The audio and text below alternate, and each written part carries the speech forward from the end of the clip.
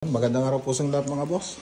So, Motrico, Tarlac, Lapas Tarlac Project, Part 7. Ayan ba?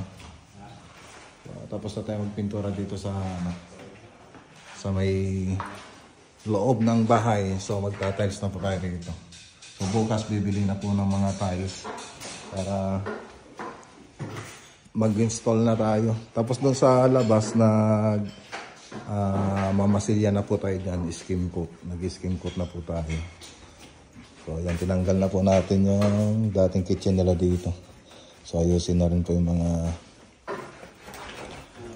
CR na ito mga boss. Babaklasin na po lahat ng tiles niyan. Tapos ayusin po natin. So ibahin po natin yung forma na ito. Itong CR. Itong ano naman mga boss. Dito naman nagmamasilya na sila rito. Dito ang banda. Okay. So, ayan po yung update dito sa Motrico Tarlac Project.